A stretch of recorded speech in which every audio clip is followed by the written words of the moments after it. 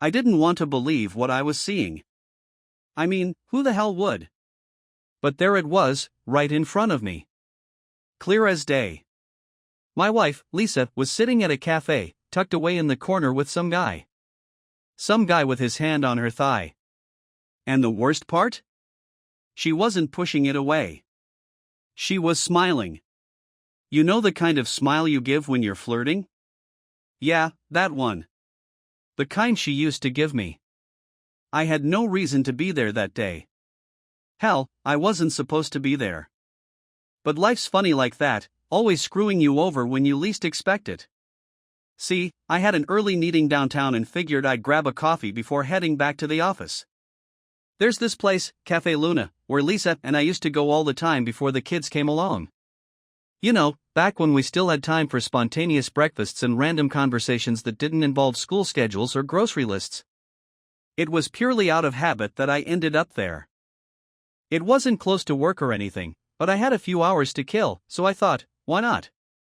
I pushed through the door, the familiar bell jingling above my head, and started to scan the room for an open table. That's when I saw them. Lisa. And some guy. I froze. My first thought was, it can't be her. No way. She's supposed to be at work. I mean, she was wearing that blue dress she loves, the one she says makes her feel confident. But she was at work, right? Except, she wasn't. She was right there. And so was he. They weren't doing anything too obvious. It wasn't like she was kissing him or anything. But the way they leaned into each other, the way she laughed at something he said, the way his hand casually rested on her leg, and the way she didn't move it, that told me everything I needed to know. My stomach dropped, like I had swallowed a bag of stones. I should have walked over. Confronted her right there. But I didn't. Instead, I just stood there like an idiot, watching my wife with this stranger. Watching her touch his arm, smile at him in a way she hadn't smiled at me in months. It felt like the floor had been ripped out from under me. I stepped back, out of sight, before they noticed me. My heart was pounding, and my hands were shaking so bad I nearly dropped my coffee. I sat down at a table near the window, where I could still see them, but they couldn't see me. I don't know why I didn't just leave, but it was like I needed to know more. I needed to see how far it would go. They sat there for about an hour, talking, laughing, his hand occasionally moving from her leg to her back. She wasn't pulling away. Not once. And the whole time, I was just sitting there, trying to figure out how the hell my life had turned into this. By the time they stood up to leave, I still hadn't moved. I watched as they walked out together, side by side, her arm brushing his as they made their way down the sidewalk. I thought about following them. I thought about calling her right then and there, asking where she was, seeing if she'd lie. But I didn't. I just sat there, numb. I stared down at the table, at the empty coffee cup in front of me, and it felt like my entire life had just shattered into pieces. How long had this been going on? How had I not seen the signs? All those late nights at work, the sudden distance between us, it was all starting to make sense. And here I was, the idiot who thought everything was fine. I pulled out my phone, hesitated for a moment, then opened the messaging app. I could have texted her. Could have asked where she was, what she was doing. But I didn't. Instead, I messaged my best friend, Chris. Dude, I think Lisa's cheating on me. He replied almost instantly. What? Where are you? What's going on? I stared at the screen for a second, then typed, I just saw her with some guy at Cafe Luna. Holy shit. Do you want me to come over? He asked. No, I typed back. I need to figure this out. I put my phone down and tried to breathe. The air felt thick, like I couldn't get enough of it. My head was spinning. I had to calm down, had to think. But the only thing running through my mind was the image of that guy's hand on her leg. And the way she smiled at him. The way she used to smile at me. I left the cafe a few minutes later, my mind still racing. I got in my car, but I didn't drive home. I couldn't. I wasn't ready to face her yet. Instead, I just drove around for a while, aimlessly, trying to process what I had just seen. I kept thinking back to the last few months, trying to figure out when it all started to go wrong. Was it me? Had I missed something? I thought about the nights she came home late from work, always with some excuse about meetings running long. The weekends when she'd suddenly have plans with her friends, leaving me at home with the kids. I'd believed her every time, never questioned a thing. Why would I? She was my wife. The woman I trusted more than anyone in the world. But now I didn't know what to believe. When I finally got home, Lisa was there, sitting at the kitchen table, scrolling through her phone like nothing had happened. Like she hadn't just been out with some guy, letting him touch her like she was his. "Hey," she said, looking up with a smile. "How was work?" I could barely look at her. My hands clenched at my sides, but I forced myself to play it cool. "It was fine," I muttered, walking past her toward the stairs. "Dinner in an hour," she called after me, like everything was normal. Normal. Yeah, right. I made it to the bedroom, closed the door behind me, and just stood there for a moment, staring at the bed we shared. The bed where we'd made love, where we'd had countless conversations about our future, our kids, our life together. And now, all I could see was her with that guy at the cafe. Smiling. Laughing. Like she didn't have a care in the world. I sat down on the edge of the bed, my head in my hands. I needed to confront her. I needed to know the truth. But I also knew that once I opened that door, once I asked that question, there was no going back. And I wasn't sure I was ready for the answer. I don't know what I was expecting when I came home that night, but it sure as hell wasn't this. Standing in the doorway to our bedroom, staring at the same woman I'd slept next to for over 10 years, and feeling like I was looking at a stranger. She acted normal, like nothing had changed, like she hadn't just been out with another guy while I was driving myself crazy, trying to piece together how my marriage had fallen apart without me even realizing it. After that day in the cafe, I spent the next few days watching her closely. I didn't let on that I'd seen anything.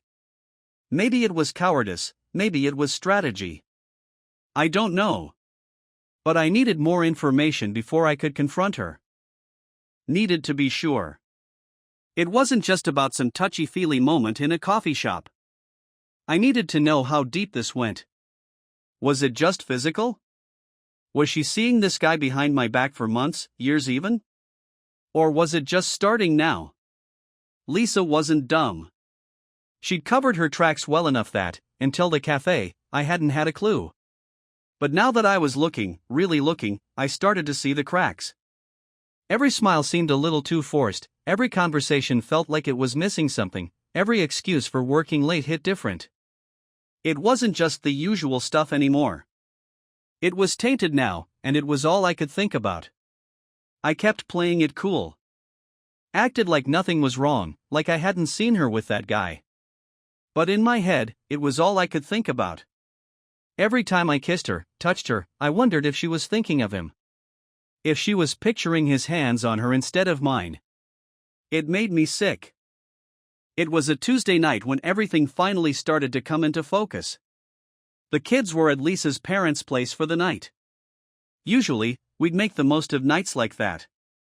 Have a quiet dinner together, maybe crack open a bottle of wine, and just relax without the chaos of kids running around.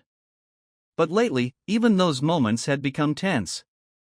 I kept telling myself to hold off, to gather more evidence, but part of me was ready to burst.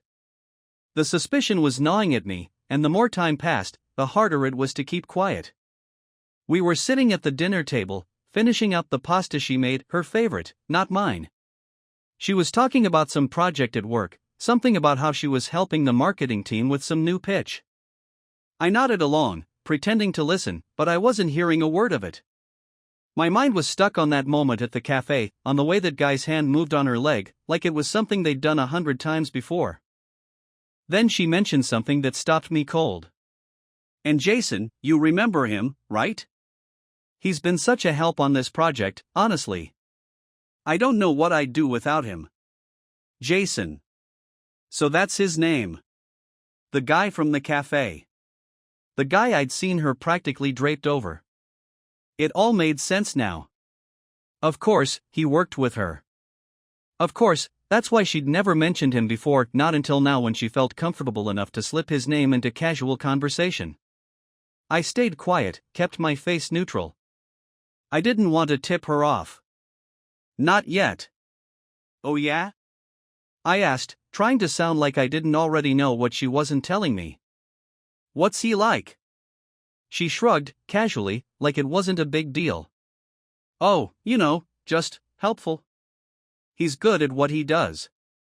He's been with the company for a while, but we've just started working together more recently. I nodded, but I was seething inside. Helpful. That's one way to put it, I guess. He seemed plenty helpful at the cafe, with his hand on your leg, making you laugh like you didn't have a husband waiting for you at home.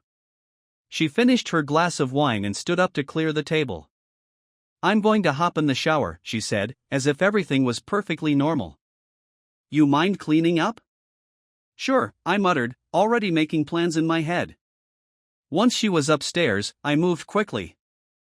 I needed to know more. There had to be something, some clue that would give me the answers I needed.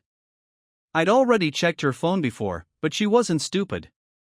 Anything incriminating would be deleted, or hidden somewhere I wouldn't think to look.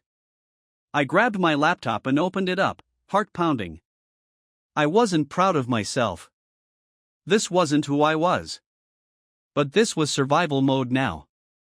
This was about saving myself from whatever bullshit she'd been feeding me for who knows how long. I opened her email, nothing suspicious there. But then I remembered, work laptops. Hers was sitting on the kitchen counter. Lisa didn't just work from home occasionally, she had her own company laptop, separate from the personal one we used. I grabbed it, opened it, and started digging through files, calendar events, anything that would give me more of a lead. I felt like I was losing my mind. Every click, every file felt like it could hold the answer. That's when I found it. Tucked away in a folder marked Work Documents, there was a subfolder that caught my attention. Personal. She'd never mentioned keeping anything personal on this laptop, so I opened it. And there it was, a collection of photos, and emails, and messages, all neatly organized. Like a goddamn treasure trove of betrayal. I clicked through the files, each one hitting me like a punch to the gut. There were pictures of them, her and Jason out at dinner, at the park, in his car. They weren't even hiding it. And then there were the emails. Most of them were mundane at first, work-related stuff. But then I scrolled down further, and the messages started getting more intimate.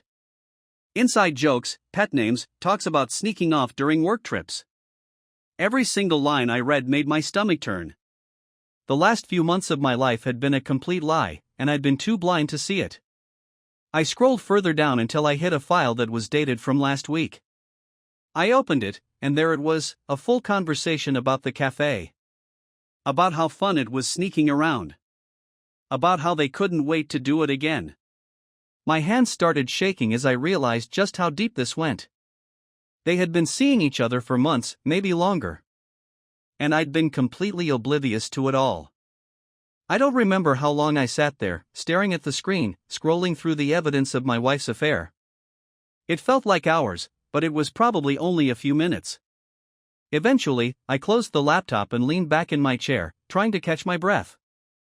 My heart was pounding in my chest, and I could feel the blood rushing to my head. I wanted to punch something, throw the laptop across the room, confront her right then and there. But I didn't. Not yet. I heard the shower turn off upstairs, and I knew I didn't have much time. I shut the laptop, placed it back where I found it, and stood up, taking a deep breath. The house was silent, except for the faint sound of Lisa moving around upstairs. I needed to figure out what to do next, how to confront her without losing my mind. I heard her footsteps coming down the stairs, and I forced myself to act normal, even though everything inside me was screaming. She came into the kitchen, hair wet, wearing one of those robes I used to love seeing her in. Now, it just made me sick. "Thanks for cleaning up," she said, giving me a quick peck on the cheek. Her lips felt cold. She felt like a stranger. "No problem," I muttered, trying to keep my voice steady. My mind was already racing ahead to what would come next. I knew I couldn't keep pretending much longer. The evidence was there, staring me in the face. Now, I just had to figure out how to confront her without completely losing it. Lisa poured herself another glass of wine and sat back down at the table, completely oblivious to the fact that her whole world was about to implode. I watched her for a moment, wondering how the hell I was going to do this. I couldn't stay silent much longer. This was going to happen, and it was going to happen soon. And just like that, my decision was made. I didn't plan for it to come out that night, but I couldn't keep it in anymore. Sitting across from Lisa, watching her sip wine like everything was fine, it was like I had to force myself not to stand up and scream. I kept hearing their conversations in my head, seeing those photos of them together, and my blood was boiling. I could feel my body tensing up, my fists clenching under the table. I didn't know how I was going to start this, but I knew one thing for sure: tonight was the night I was going to confront her. She looked over at me, probably noticing how quiet I'd gotten. "You okay?" she asked, her voice casual, like she wasn't in the middle of ripping our entire life apart behind my back. I stared at her for a second, trying to hold it together. "Yeah," I said, my voice coming out tight. I need to ask you something." There was a shift in her eyes, subtle, but I saw it. Like something inside her sensed what was coming. She set her glass down slowly, the clink of it hitting the table louder than usual. "What's up?" she asked, keeping her voice light. I felt the words forming in my throat, but my mouth went dry. For a second, I hesitated, not sure how to begin. Then, before I could stop myself, it all came rushing out. "How long have you been seeing Jason?" Her face went pale. It was like watching a mask slip off. For a few seconds, she didn't say anything. Her mouth opened and closed, but no words came out. It was like she couldn't believe I'd said it.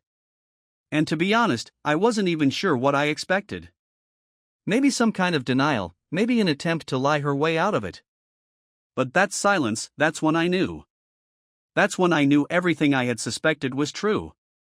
"Matt," she started, her voice barely above a whisper. "It's not what you think." I laughed. Actually laughed. Not because anything was funny, but because I had heard those words a million times before in movies, TV shows, you name it. "Not what I think," I repeated, shaking my head. "I saw the emails, Lisa. I saw the pictures. Don't stand there and tell me it's not what I think." She stood up from the table, her face flushing with panic now. "Matt, please, just let me explain." "Explain?" I stood up, too, my voice rising. I could feel the anger building up, like it was going to burst out of me at any second. "You're fucking another guy, Lisa.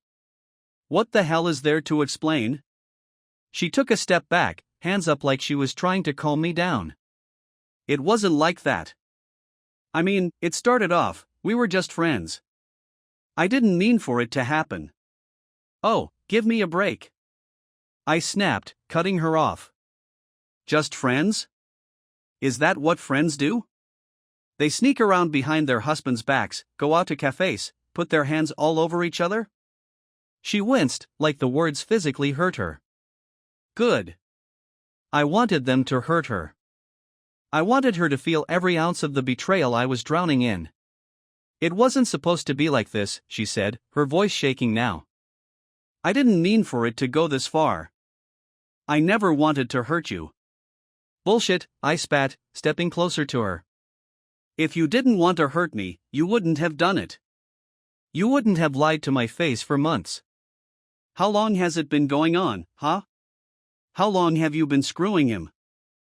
She shook her head, tears starting to well up in her eyes. "It's not like that. It's not like we were in love or anything." I wanted to throw something, punch a hole in the wall, anything to release the rage that was coursing through me. "So what? It's just sex? That's supposed to make me feel better? You're screwing some guy behind my back, but hey, at least it's not love, right?" "I'm sorry," she shouted, her voice cracking. "I didn't mean for it to happen. I don't even know how it got this far, You don't know?" I cut her off, my voice dripping with sarcasm. You don't know how it happened? You tripped and fell into his bed, is that it? She was crying now, and part of me wanted to feel sorry for her. But another part of me, the bigger part, wanted her to suffer. To feel just a fraction of the pain she'd put me through. I never wanted to hurt you, she whispered, her hands trembling as she wiped at her face. I still love you, Matt. I swear to God, I love you. I stood there, staring at her, the words bouncing around in my head. I love you. What a joke. You don't cheat on someone you love. You don't go behind their back for months, lie to their face every day, and then turn around and say you still love them. It doesn't work like that. Love? I said, my voice low, dangerous. You don't know what the hell love is, Lisa. You wouldn't know love if it slapped you across the face. She winced again, like I'd slapped her myself. Good. I wanted her to feel that sting. Matt, please, she said, stepping toward me. I don't want to lose you. I can stop seeing him. We can fix this. I shook my head, laughing bitterly. Fix this? There's no fixing this, Lisa. You broke it. You broke us. You think I can just forget what you did? You think we can go back to the way things were?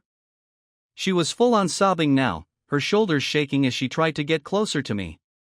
I'll do anything. Anything. I'll quit my job. I'll never talk to him again. Just don't leave me. Please. It was pathetic, really. Watching her beg, watching her crumble right in front of me. A part of me wanted to give in, to believe that maybe, somehow, we could make it work. But I wasn't that guy. Not anymore. I took a step back, holding up my hand to stop her. I don't want to hear it, Lisa. I don't want to hear your bullshit excuses or your promises to change. It's too late for that. Her face crumpled as the realization hit her. She knew. She knew it was over. I turned around, walking over to the kitchen counter where her phone sat. I picked it up, scrolled through her contacts until I found Jason's number, and then tossed the phone at her. Call him, I said flatly. Her face twisted in confusion. What? I said, call him, I repeated, my voice cold. Tell him it's over. Right now. I want to hear you say it. She looked down at the phone in her hands, her fingers shaking. Matt, I don't. Do it, I snapped, stepping toward her. You want to prove you're serious about fixing this? You want to show me you're done with him? Then call him, right now, and tell him it's over. She fumbled with the phone, her fingers slipping as she tried to dial the number. Her face was a mess of tears and panic. I stood there, arms crossed, waiting. I wasn't going to make this easy for her. Not after what she'd put me through. She brought the phone to her ear, her voice trembling as she said, Jason? Hey, we need to talk. I stood there, arms crossed, waiting for her to say the words. This wasn't about fixing things. It wasn't about saving our marriage. It was about making her face what she'd done. I can't see you anymore, she said, her voice cracking. It's over. I didn't need to hear the rest. I turned and walked away, not caring about her sobs or the sound of her voice trying to explain things to Jason. I had bigger things to worry about now, like figuring out what the hell I was going to do with the rest of my life. When I went upstairs that night, I didn't go to bed. I didn't even look at her. I packed a bag, grabbed my keys, and walked out the door. She tried to stop me, of course. Tried to beg me to stay, to talk things out. But I was done talking. It was over. When I left that night, I didn't know where I was going. I just drove, aimlessly, letting the engine hum beneath me, trying to drown out the screaming in my head. My hands were gripping the steering wheel so hard they hurt, and my heart felt like it was ready to explode out of my chest. I didn't want to think about her, didn't want to picture her crying or begging for me to stay. All I could focus on was the betrayal, the lies, the fact that my whole life had just been blown apart. Eventually, I pulled over into an empty parking lot, turned off the engine, and sat there in the darkness. I could still smell her perfume on my clothes, like it was mocking me. That same scent she probably wore while she was out screwing Jason. It made me sick to my stomach. I sat there for what felt like hours, staring at the empty lot, trying to figure out what the hell I was going to do. Divorce was the obvious answer.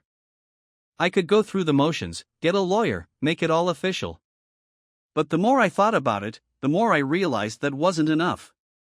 Not for what she'd done to me. She hadn't just cheated. She'd ripped apart everything we had, everything I thought was real. And I wasn't going to let her walk away from this unscathed. Not after the months of lying, of making me feel like I was the idiot, while she played house with some other guy. No, she was going to pay for this. In ways she didn't see coming. I didn't go back home that night. Instead, I crashed at Chris's place. I didn't tell him everything that happened, just enough to explain why I wasn't at home. He didn't push, didn't ask for details, which I appreciated. We spent the night drinking and watching TV, pretending everything was normal. But in the back of my head, I was already formulating a plan. The next morning, I got up early, before Chris was awake. I grabbed my phone, scrolled through my contacts, and called a lawyer. Not just any lawyer, a friend of a friend, a real shark. The kind of guy who didn't just handle divorces but tore people apart in court. I wasn't going to take any chances with this. Lisa wasn't going to get away with a slap on the wrist. I wanted full custody of the kids, the house, everything.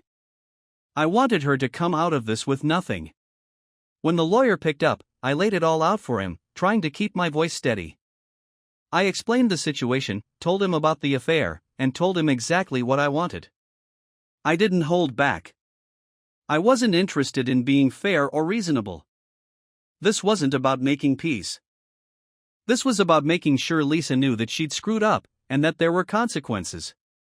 Gather all the evidence you have, he told me. Emails, texts, pictures, anything that proves the affair. We'll use it all. That's when I remembered the work laptop. I hadn't deleted anything from it, just closed it and put it back where I found it. I could go back, get everything, and hand it over to the lawyer. It would be enough to blow her case apart. I thanked him, hung up, and took a deep breath. This was it. I was going to destroy her. I drove back to the house later that afternoon, half expecting to see her gone.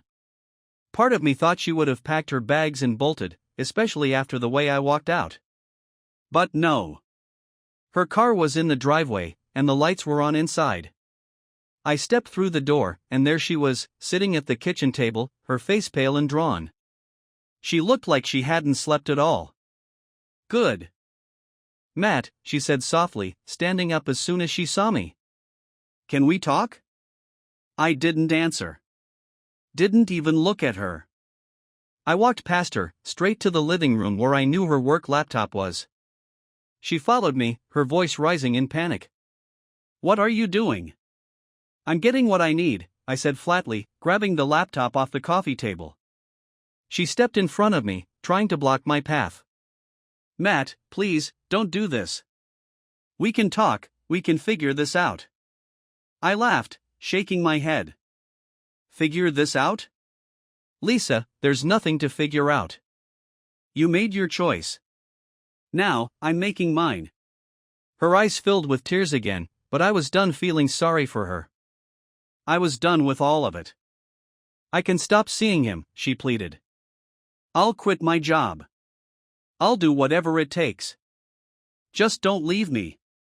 Please. I shoved past her, heading for the front door. You don't get to make demands anymore, Lisa. You don't get to have a say in how this goes. You lost that right the moment you started screwing around with him. I could hear her sobbing behind me as I left the house. But I didn't look back. I couldn't. I spent the next few days gathering everything I needed. Every email, every photo, every message. I handed it all over to the lawyer, who promised to build the strongest case possible. Lisa was going to lose everything, her job, the house, and most importantly, the kids. I made sure of it. I knew that as soon as the affair came out in court, the judge would side with me. She wasn't fit to be their mother. Not after what she'd done. But it wasn't just about the legal side of things. That wasn't enough. I wanted to hit her where it really hurt. And that's when I came up with the rest of my plan. See, Lisa had always been careful about keeping her professional life separate from her personal one. She never talked much about her job at home, and she always made sure to keep things professional with her colleagues. She had built this image of herself at work, this perfect, put-together woman who could do no wrong. I was about to tear that image apart. It took some digging, but I managed to get the contact information for her boss. I didn't care how I got it.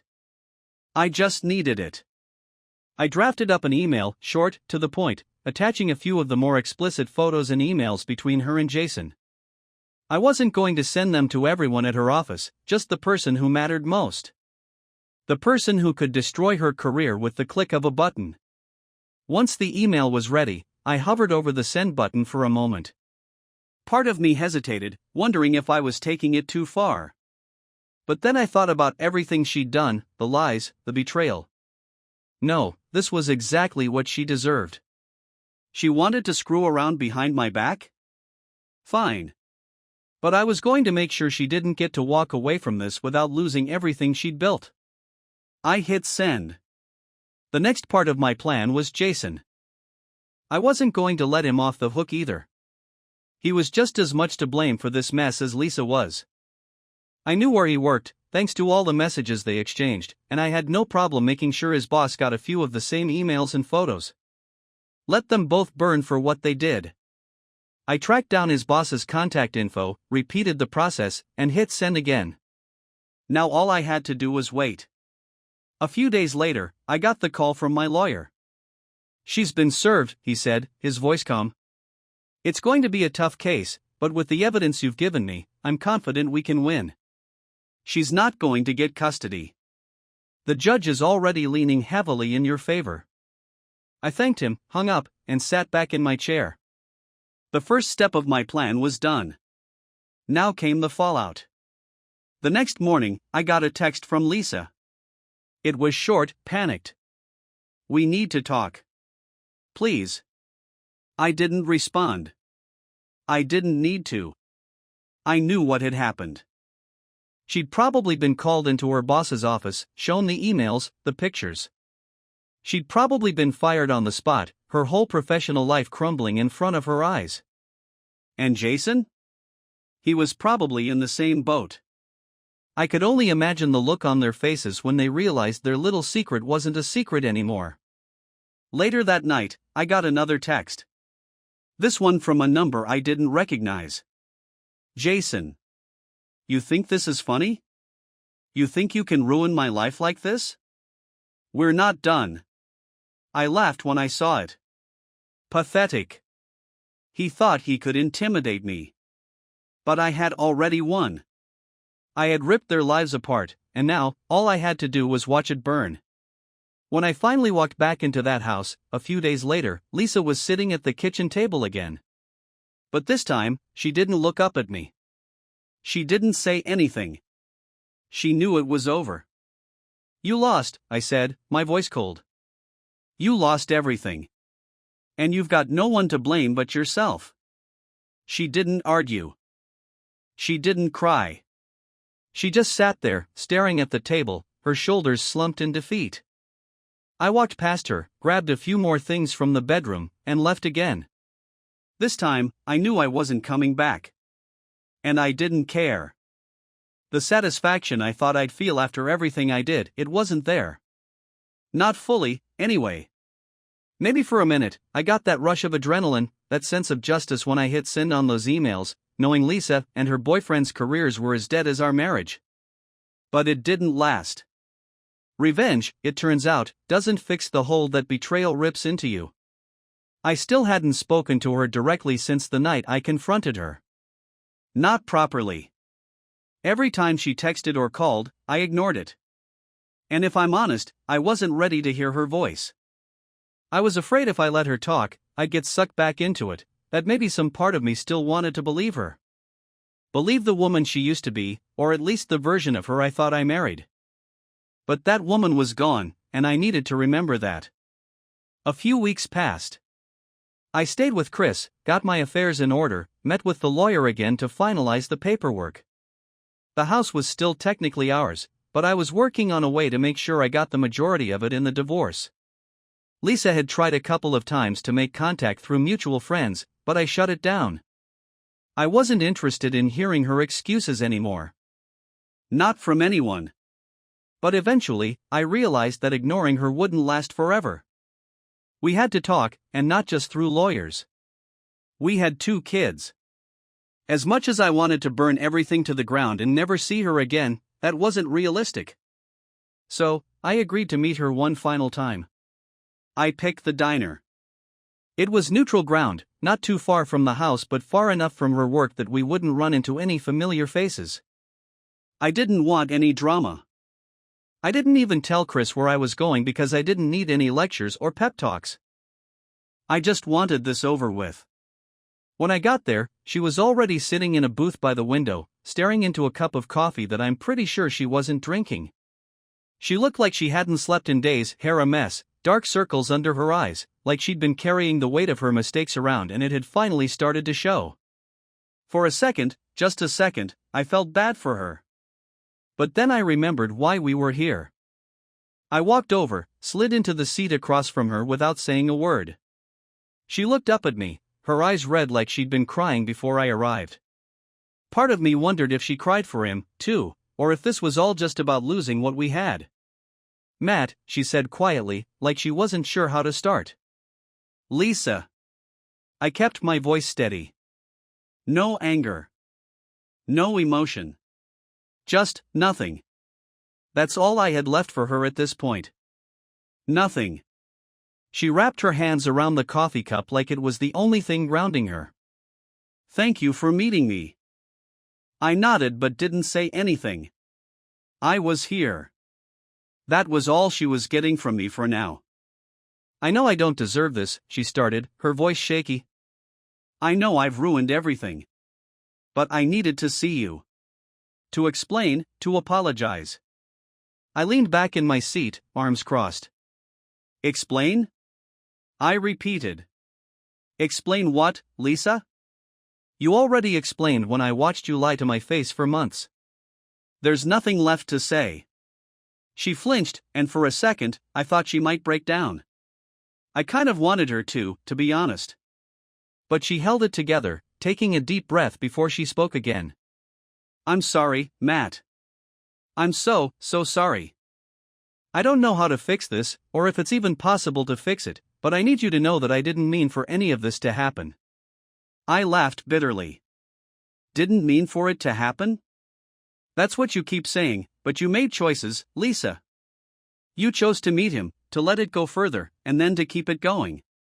You chose to lie to me every day. So don't stand there and act like this was some kind of accident. You don't trip and fall into someone else's bed." Her eyes filled with tears, but she didn't look away. "I didn't want to hurt you." "You keep saying that," I shot back. "But you did. Over and over." "And what? You thought I wouldn't find out? That you'd just get away with it? Or were you hoping I'd never look close enough?" "I don't know," she whispered, shaking her head. "I was selfish. I know that. She stopped, wiped at her eyes. "I was stupid. I know it. I got caught up in something, and I didn't know how to stop it." I stared at her, wondering if she even believed her own bullshit. "Didn't know how to stop it?" "You stop it by not starting it in the first place." She nodded, not even trying to argue with me. She knew there was no point. "You're right. You're absolutely right. I can't explain why I did what I did. All I know is that I've lost you, and I'm scared. I'm so scared that I've ruined everything, that I've lost you, the kids, everything." I clenched my jaw, trying to keep it together. I wasn't here to get into the emotional weeds with her. I wasn't here to comfort her through her guilt. I was here to make sure we both knew this was the end. What do you want, Lisa? I asked finally. Why did you ask me here? I want to talk about the kids, she said, her voice trembling again. I want to know what's going to happen with them. They need their mother, Matt. That hit a nerve. Did you think about them when you were sneaking around? Did you think about them when you lied to their father, over and over? Or did they only become a priority now that you're about to lose them? She winced at that, but I didn't care. I was done letting her play the victim. I know I screwed up, she said, her voice breaking. But I love them. I love them so much, and I don't want them to grow up hating me. I don't want them to. Then you should have thought about that before, I interrupted. You should have thought about the damage you were doing, the way this would blow everything apart. You don't get to be the good guy now, Lisa. You lost that. Her tears were falling freely now, but I didn't flinch. I didn't care. This was her mess, and she needed to sit in it. I know you're angry, she whispered. And I know you have every right to be. But please, please don't take them away from me. I'm begging you, Matt. Don't make me lose them, too. I stared at her, my mind racing. I could take them from her. The lawyer had said as much. With everything we had on her, with the affair exposed, I had the upper hand. I could win full custody, could make sure she didn't see them more than a couple of weekends a month. But as much as I wanted to hurt her, as much as I wanted her to feel the weight of what she'd done, I couldn't bring myself to do that to the kids. They loved her. And despite everything, she was still their mother. I'm not going to take them from you, I said finally, my voice flat. But things are going to change. She blinked, surprised. What do you mean? I mean, you're going to have to earn your time with them. You're going to have to prove that you're not going to screw this up. They come first now, not you. Not Jason. You. She nodded, her eyes wide, like she couldn't believe I was giving her a chance. I will. I swear. I'll do anything. I leaned forward, making sure she was listening. You're done with him, Lisa. Done. If I even get a whiff that he's still in your life, I'll take them. And you won't see them again except on holidays. Understand? She swallowed hard, nodding frantically. I understand. I swear, Matt. It's over. It's been over since you found out. I didn't believe her for a second, but I didn't need to.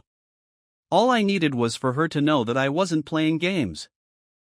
If she wanted to be part of their lives, she'd have to prove herself. Every day. What about us? She asked softly after a moment, her voice barely above a whisper. Is there any chance at all that we could? No, I cut her off, shaking my head. There's no us anymore, Lisa. That's done. She closed her eyes, tears slipping down her face, but she didn't argue. She knew. I stood up, tossing a few bills onto the table for the coffee I didn't drink. I'll be in touch with the lawyer, I said, my voice cold. We'll figure out custody, but don't expect things to go back to the way they were. She nodded, not looking up at me. Okay, she whispered.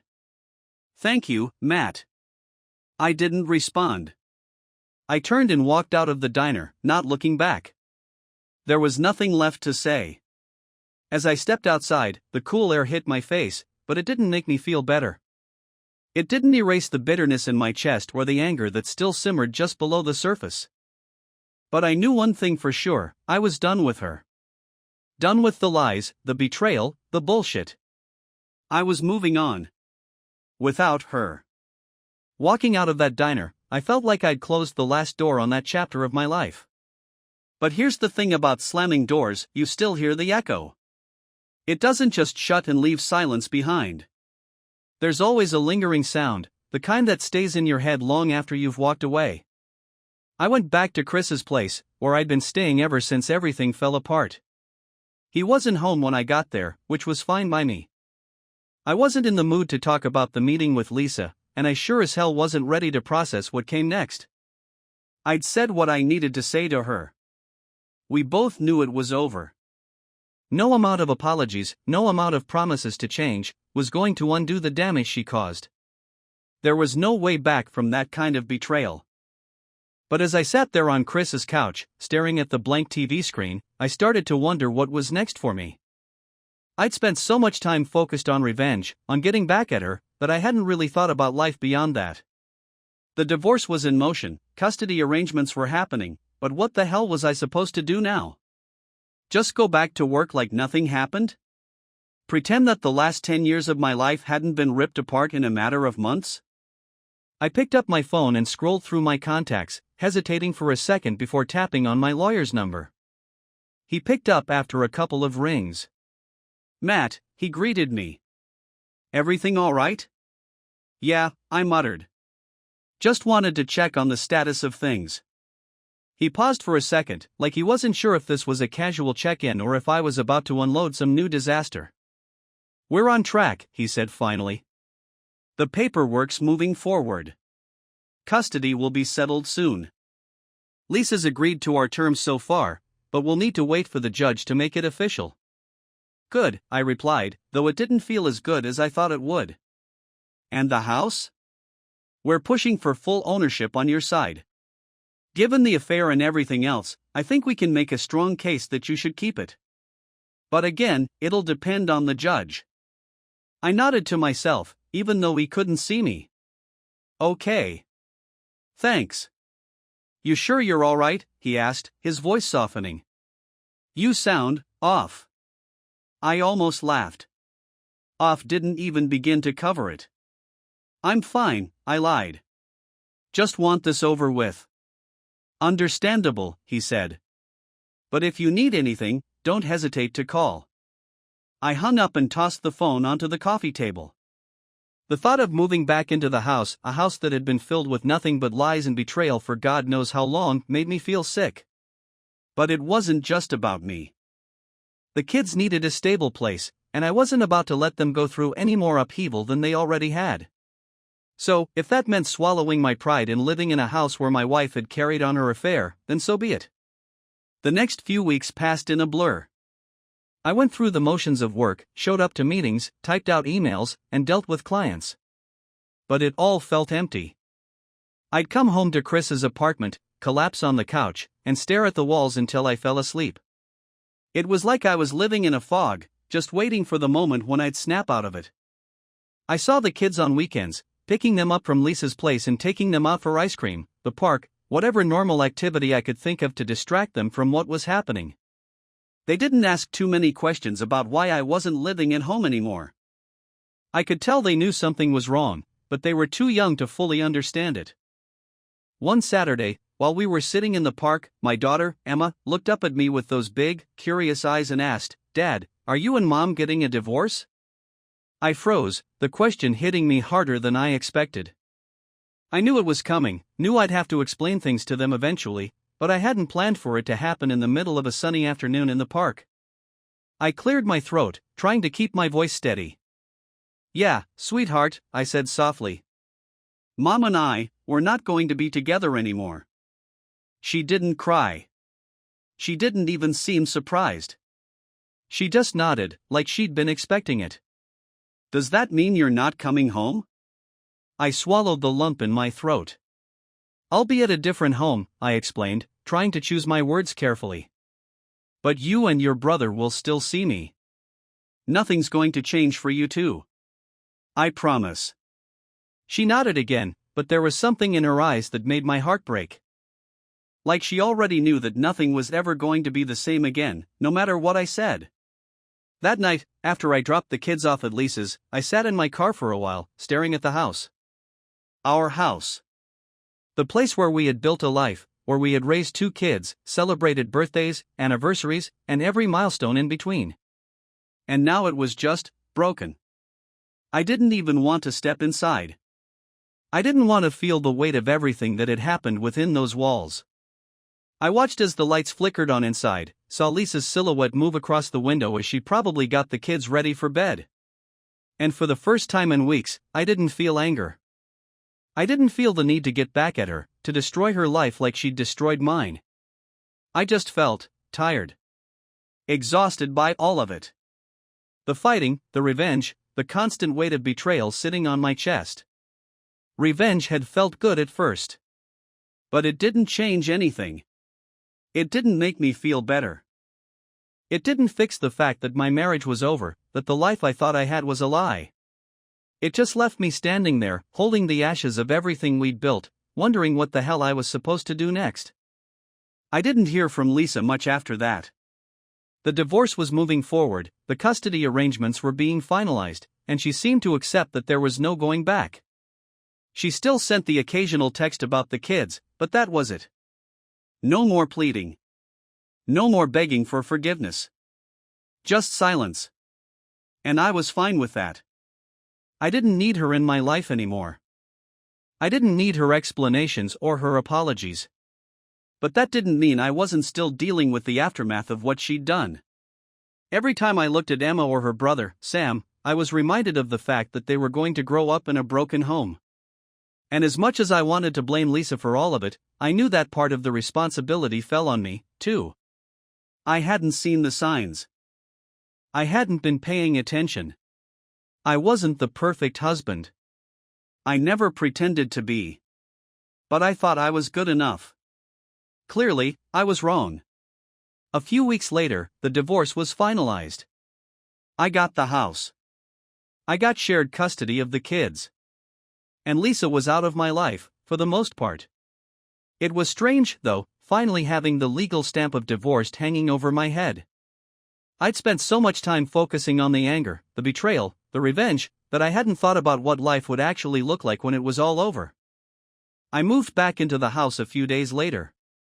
It felt different, empty, even though it was filled with the same furniture, the same memories. I started unpacking my things, trying to reclaim the space as my own. But every room I walked into reminded me of her. The kitchen, where we'd spent so many late nights talking over a bottle of wine. The living room, where we'd watched movies with the kids. The bedroom, where she'd lied to me, where she'd pretended everything was fine while she was screwing another man. I grabbed a box from the closet and started throwing things in, her clothes, her pictures, everything that reminded me of her. It wasn't cathartic. It didn't feel like a fresh start. It just felt necessary. Once the box was full, I carried it out to the garage and shoved it into a corner. Out of sight, out of mind. Or at least, that's what I told myself. That night, as I lay in bed, staring at the ceiling, I realized something: I was free. Free from the lies, the betrayal, the anger. Free to rebuild my life however I wanted. It wasn't going to be easy. Hell, it wasn't going to be quick. But for the first time since this whole nightmare started, I felt like I could breathe again. The next morning, I got up, made breakfast for the kids, and started planning what was next. Because now, it was about them. About me. About moving forward. Lisa was my past. But she wasn't my future. That door was closed, and this time, I wasn't going to listen to the echo.